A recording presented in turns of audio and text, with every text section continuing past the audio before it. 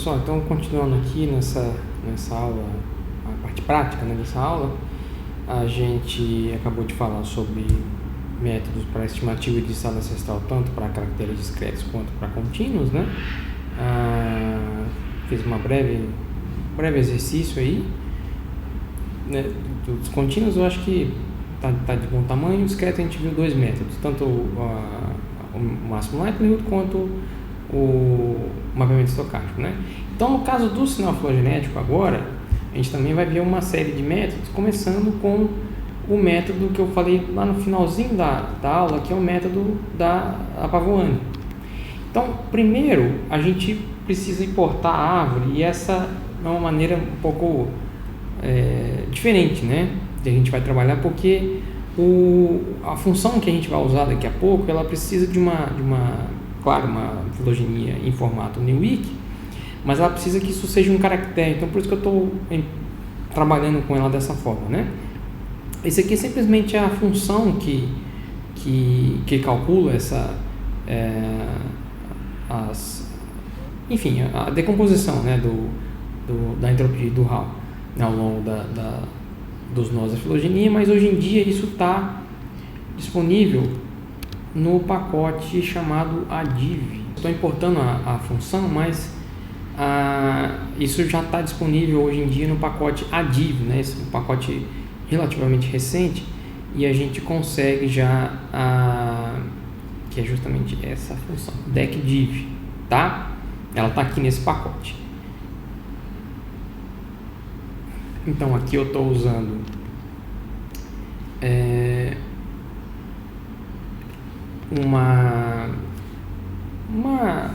um conjunto de dados que tem tanto, aqui no caso, dados contínuos quanto discretos, tá? E aí, como eu disse, eu estou nesse caso aqui, eu preciso fazer isso, né? Eu preciso que a minha filogenia ela esteja no formato Phylog, que é um formato diferente do Phylor, né? Então é por isso que eu estou usando o primeiro, né? O primeiro tem uma árvore no formato de caractere, e depois agora eu estou pegando aquele arquivo lá, né, e transformando para o Phylog. O formato dele é um pouquinho diferente, né, que é o formato dos pacotes ADFilo, AD4, né? Então são todos esses pacotes que usam a árvore nesse tipo específico de formato, que é um pouquinho diferente, tá?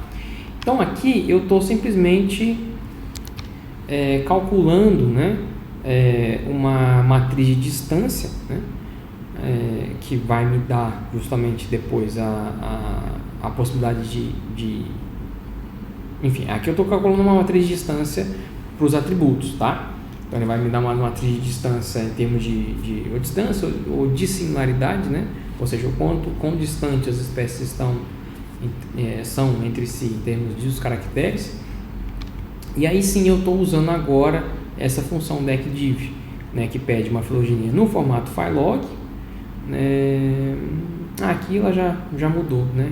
Já pode ser tanto no formato Phylor também, né?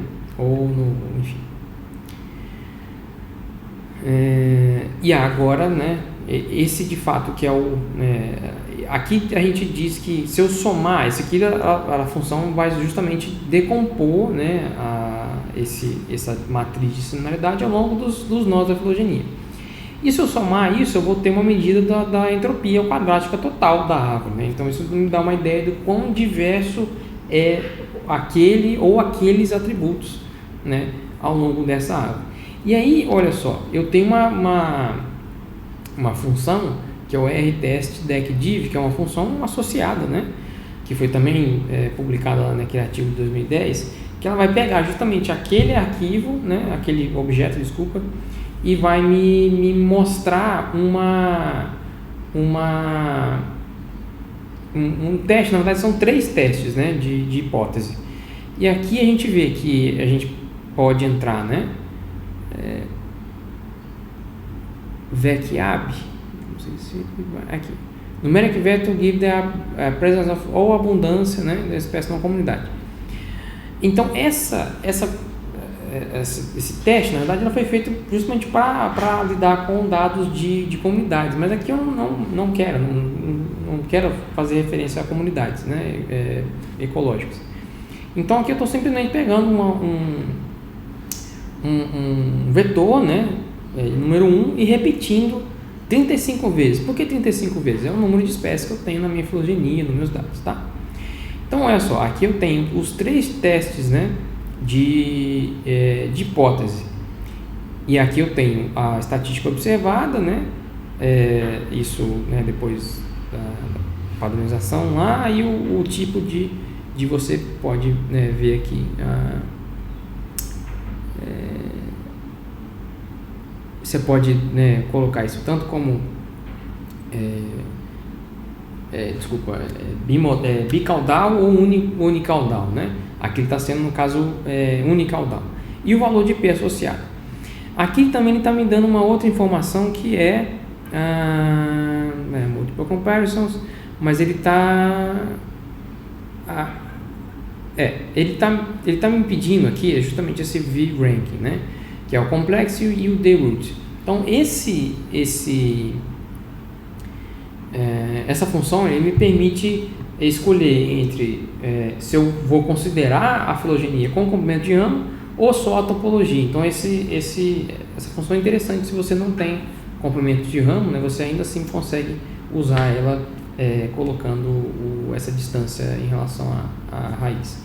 E eu posso simplesmente plotar, né? Ele vai me mostrar aqui o resultado, né? Lembrando que isso aqui não é uma estimativa de estado ancestral, mas simplesmente o quão diverso é esse conjunto de atributos meus, né, ao longo dessa filogenia. Então aqui a gente vê que tem uma diversidade grande. O que quer dizer isso? Que tem uma variação muito grande, uma variabilidade grande nesse nó, ou seja, o nó, né, que é o ancestral dessas espécies aqui. No caso aqui tem uma variação um pouco menor, né, mas maior do que esses outros, ou seja, está dizendo que essas espécies aqui elas são muito parecidas entre si, né? Só que a gente vê que não tem um viés, né, muito significativo em relação à raiz, ou seja, eu não tenho um sinal filogenético aqui nesse caso, tá? Porque justamente a raiz da árvore não concentra uma quantidade grande de diversidade, isso está mais próximo de alguns nós da filogenia, né? Então é isso. Então aqui a gente vai agora para o Card-Bomberg. O Card-Bomberg tem uma série de funções que calcula isso. Aqui eu vou usar duas. Uma é do picante, né, e a outra do próprio o Phytools. Eles calculam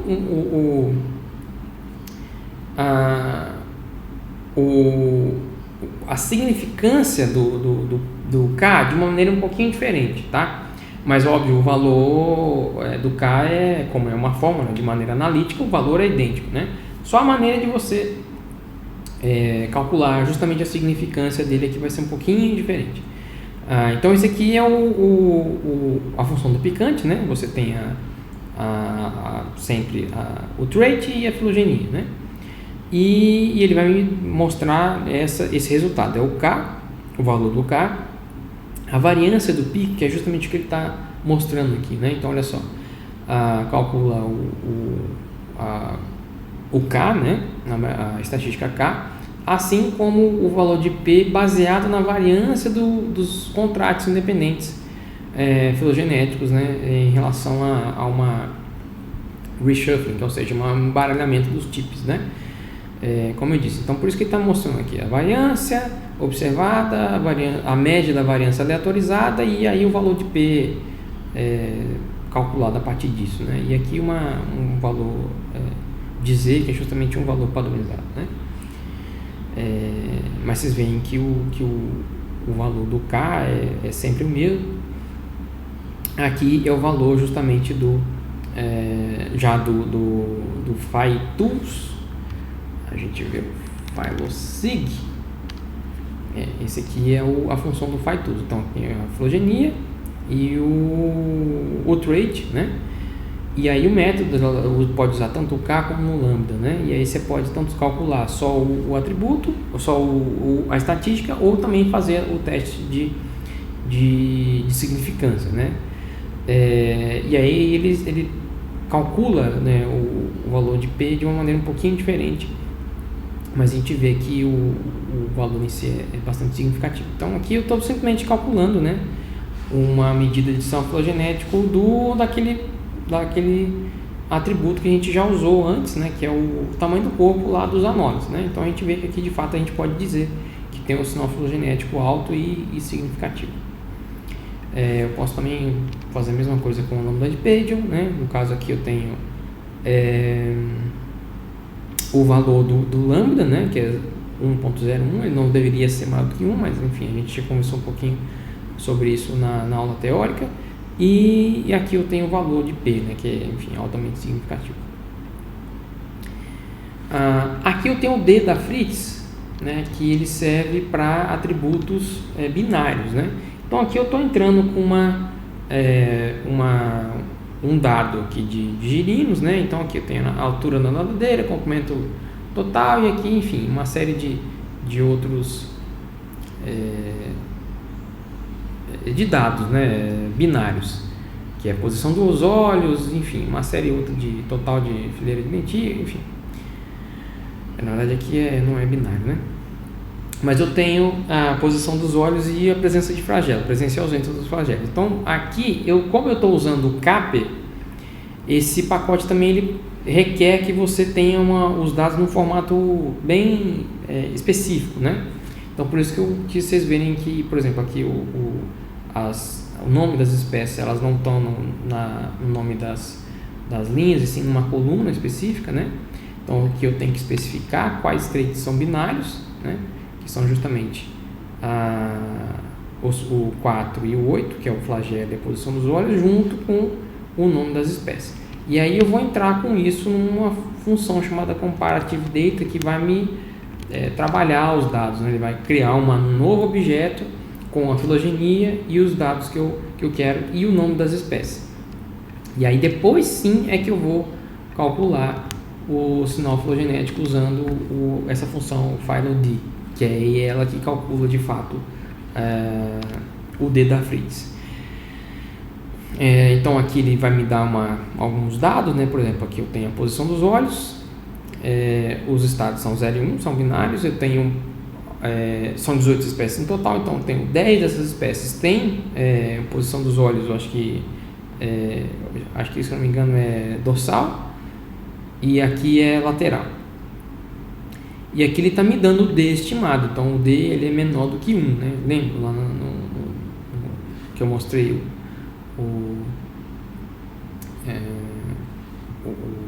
o artigo, né? E aí a partir disso ele me faz 2 testes de significância.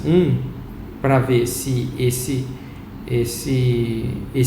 valor da estatística é diferente do aleatório e se é diferente do esperado pelo movimento browniano, né?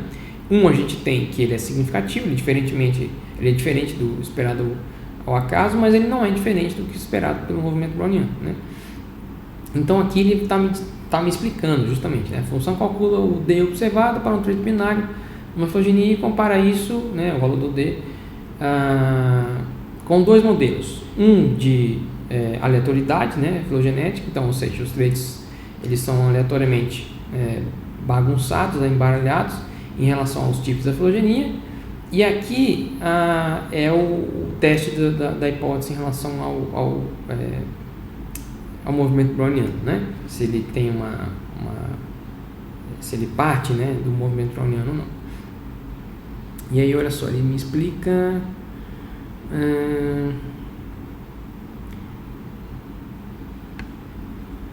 o valor, né, depende do tamanho da árvore, usados para calibrar a escala, observado e simulado D, e ficar entre 0, né, que seria o esperado pelo movimento browniano, e 1, que é o que seria esperado se fosse aleatório. O valor de D pode ser tanto menor do que 1, né, ou seja, que é o nosso caso aqui, né, ele é menor do que 0, que é o nosso caso aqui, ele é bem menor do que o 0, isso quer dizer que ele é altamente conservado, né, ou maior do que 1, ou que nesse caso ele quer dizer que ele é disperso na filogenia. Então, enfim, essa é a ideia, que ele é um valor de D que indica que o atributo está conservado e ele é diferente, significativamente diferente do zero. Então, além disso, né, além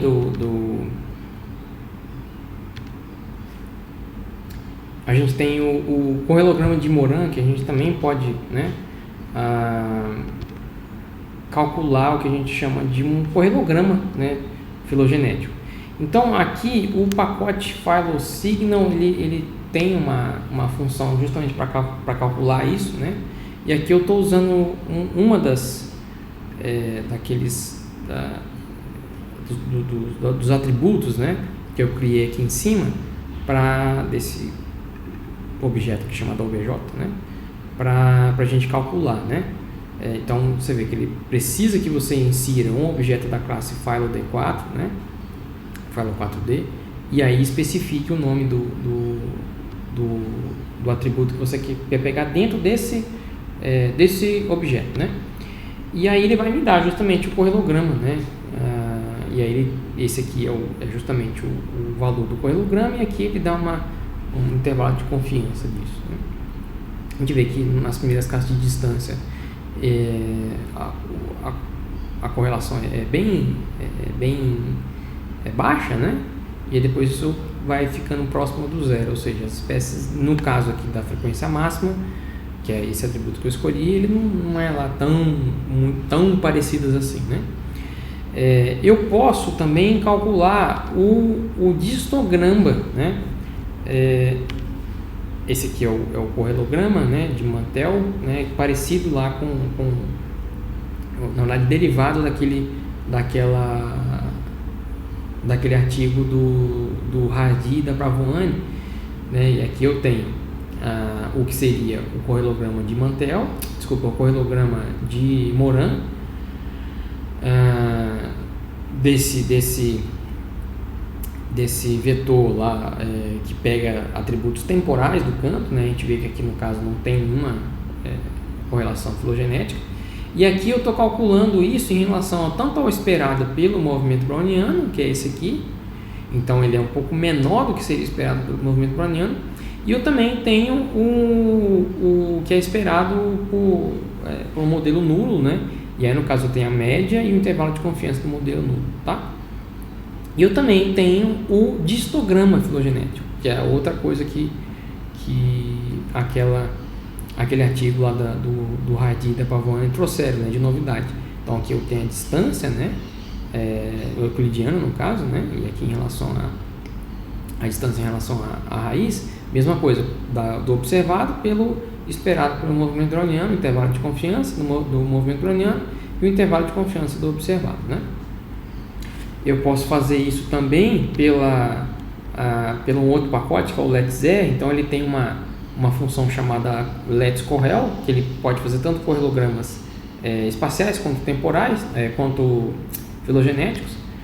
E aí o resultado é um pouquinho diferente, né? Como vocês vão ver, ele não tem já aquela curva, né? Mas ele tem uma medida de intervalo de confiança para cada ponto, né? Que justamente seriam as classes de distância. Então aqui eu estou mostrando isso para aquele vetor espectral e para o temporal aqui no caso, né? De fato não tem nenhum tipo de estrutura filogenética esse vetor, mas o espectral tem um pouco, né, de estrutura filogenética. E por fim o Mantel, né, eu posso calcular isso, né, em vários pacotes, mas eu gosto especificamente do Vega, né, por causa do output dele. Então aqui eu estou calculando uma distância, né, usando o Gauer, né, e dos atributos, e aqui eu estou calculando uma matriz de distância filogenética, que é, enfim, chamada de coferética. Então aqui eu estou fazendo isso pela função do PhyTools, que é chamado multimantel, né, fazendo simplesmente uma correlação de matriz. Então aqui ele vai me dar o que seria o RIN, né, 003, e o valor de P, que não é significativo, claro, né? Um valor bem baixinho. E aí, mesma coisa em relação esse é o output da função do Vega, né? Mesma coisa, né? O R lá um pouco diferente, né?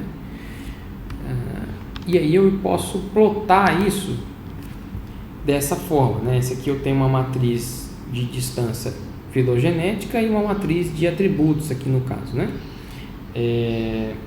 Vamos ver o que eu não lembro se a gente já viu isso, mas é justamente aqueles mesmos atributos lá do canto das espécies. A gente vê que de forma geral, se a gente pegar todos os atributos, eu não tenho uma correlação muito intensa, muito forte, né, entre a filogenia e esses atributos. Tudo bem, gente, era isso. Até mais.